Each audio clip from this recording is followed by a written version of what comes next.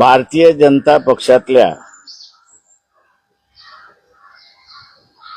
नेत्यांनीच आता त्यांचं भिंग फोडण्याची कार्यक्रम सुरुवात केलेला आहे।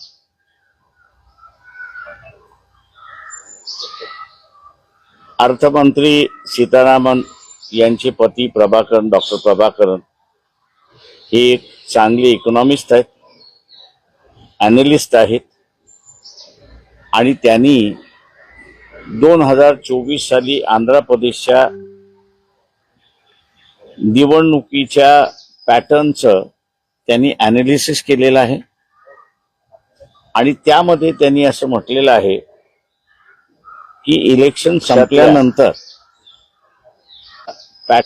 5% मतदान 4.95 असे त्यांचे फिगर्स आहेत, हे 11 ते 2च्या दरम्यान टाकण्यात आलेले आहे। त्यांचं हे विधान जे आहे ते अत्यंत गांभीर्यपूर्वक विधान आहे असं मी त्या ठिकाणी मानतो की एवढा भ्रष्टाचार करून आंध्र प्रदेशमध्ये त्यांनी असताना आपलं सरकार त्या ठिकाणी इस्टॅब्लिश केला अशी परिस्थिती आहे। चंद्रबाबू नायडूंना त्यांचा असताना फायदा झाला हा भाग आहे आणि म्हणूनच आपण बघत असाल की एस्टीन फाईल मध्ये नरेंद्र मोदी यांचं नाव आल्यानंतरही आंध्र प्रदेशचे मुख्यमंत्री चंद्रबाबू नायडू हे शांत बसलेले आहेत, कसलीच भूमिका घ्यायला तयार नाहीत। हा जो फ्रॉड आहे हा महाराष्ट्रामध्ये झालेल्या फ्रॉड सारखा आहे।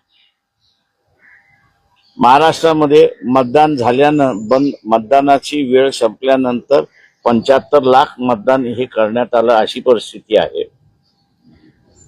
दुर्दैवाने मी असं म्हणेन हायकोर्टामधले 2 जज,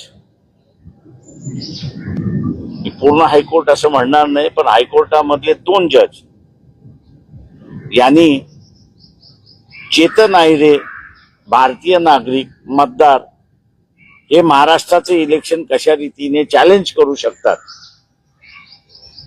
बाबा चेतन आयरे भारतीय नागरिक आहे, मतदार आहे, कार्ड होल्डर आहे, तो जर करू शकत नसेल तर कोणी केला याचा खुलासा असताना करावा, जेणेकरून मग त्याला पकडून आम्ही असताना त्या ठिकाणी सांगतो कारण का अनेक्सर 44 हा जो आहे की ज्यामध्ये रिटर्निंग ऑफिसरने पोलिंगच्या दिवशी जे घडलेलं आहे ते सगळं द्यावं लागतं, तेच सबमिट केलेलं नाही। जनतेला माझं असं आव्हान आहे की हे जे इन्स्टिट्यूशनल करप्शन झालेलं आहे, सरकारी पातळीवरती झालेलं करप्शन जे आहे ते आता एवढं वाढलेलं आहे की देशामध्ये आम्ही काही केलं तरी चालेल आणि म्हणून जे काही करारनामे असणारे जे झालेले आहेत भारतीय अर्थव्यवस्थेला आणि त्याच्याच बरोबर भारताला नुकसानदायक झालेले आहेत अशी असणारी परिस्थिती आहे।